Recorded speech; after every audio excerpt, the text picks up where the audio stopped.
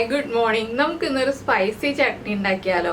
തേങ്ങ ചേർക്കാതെ നല്ല സ്പൈസി ആയിട്ടുള്ള ഒരു പീനട്ട് ചട്നി ഉണ്ടാക്കിയാലോ? അപ്പൊ നമുക്ക് എങ്ങനെയാണ് നമ്മുടെ പീനട്ട് ചട്നി തയ്യാറാക്കുന്നത് നോക്കാം. തേങ്ങ വേണ്ട കേട്ടോ, അതാണ് ഇതിന്റെ ഹൈലൈറ്റ്. നമുക്ക് നമ്മുടെ ഇൻഗ്രീഡിയൻസ് നോക്കാം.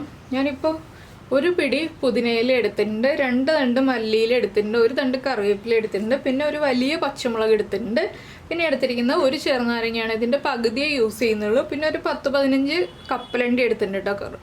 കപ്പലണ്ടി നന്നായിട്ട് വറുത്തെടുത്തതാണ്, വറുത്ത് തൊലി മാറ്റിയ കപ്പലണ്ടിയാണ്. നിങ്ങൾക്ക് ക്വാണ്ടിറ്റി കൂട്ടുന്നതനുസരിച്ച് കപ്പലണ്ടിയുടെയും പുതിനയിലയുടെയും അളവ് കൂട്ടാം. ബാക്കി മല്ലിയിലയും കറിവേപ്പിലയൊക്കെ ഇത് തന്നെ മതി. ചെറുനാരങ്ങ ആണെങ്കിൽ ഒരെണ്ണം എടുക്കുക മുഴുവനായിട്ട്. ചെറുനാരങ്ങയുടെ നീരാണ് നമുക്ക് വേണ്ടത്. അപ്പോൾ നമുക്ക് ആദ്യം മിക്സിയുടെ ഒരു ജാർ എടുക്കാം. അപ്പോൾ നമ്മൾ നമ്മുടെ പച്ചമുളക് 2-3 കട്ട് ചെയ്ത് മിക്സിയുടെ ജാറിലേക്ക് ഇട്ടിട്ടുണ്ട്. അതുപോലെ തന്നെ കപ്പലണ്ടി ഇട്ട് കൊടുക്കുക. പിന്നെ ചേർക്കുന്നത് കറിവേപ്പില, മല്ലിയില, പിന്നെ നമ്മുടെ പുതിനയില, അതുപോലെ തന്നെ നമ്മൾ എടുത്തു വെച്ചിരിക്കുന്ന ലെമൺ ജ്യൂസ്, ആവശ്യത്തിന് ഉപ്പ് ആവശ്യമാണെങ്കിൽ വീണ്ടും ചേർത്ത് കൊടുക്കാം. ഇതെല്ലാം ചേർത്ത് തരിതരിപ്പായിട്ട് അരച്ചെടുക്കുക, ഫൈൻ പേസ്റ്റ് ആയിട്ട് അരയ്ക്കണ്ട. അപ്പോൾ ഇതാ നമ്മൾ നമ്മുടെ ചട്നി അരച്ചെടുത്തിട്ടുണ്ട്.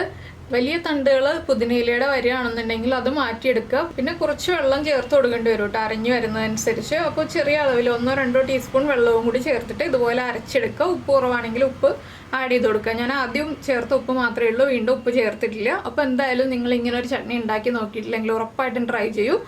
നമ്മുടെ ദോശയുടെയും ഇഡ്ഡലിയുടെയും എല്ലാം കൂടെ നല്ലൊരു കോമ്പിനേഷനാണ്. അപ്പോൾ എല്ലാവരും ട്രൈ ചെയ്തിട്ട് ഫീഡ്ബാക്കൊക്കെ അറിയിക്കുക. അതുപോലെ നിങ്ങൾക്ക് ഈ ഒരു റെസിപ്പി ഇഷ്ടമായി എന്നുണ്ടെങ്കിൽ ഒന്ന് ലൈക്ക് ചെയ്യാനും കൂടി മറന്നു പോകരുത്. പിന്നെ നമ്മുടെ ചാനൽ ആദ്യമായിട്ട് കാണുകയാണെങ്കിൽ നമ്മുടെ വീഡിയോ പ്രസൻറ്റ് ചെയ്യുന്ന രീതിയൊക്കെ ഇഷ്ടമായി എന്നുണ്ടെങ്കിൽ നമ്മുടെ ചാനൽ ഒന്ന് സബ്സ്ക്രൈബ് ചെയ്ത് സപ്പോർട്ട് ചെയ്യണേ. നമുക്ക് നമ്മുടെ അടുത്ത റെസിപ്പിയുമായിട്ട് അടുത്ത ദിവസം വീണ്ടും കാണാം.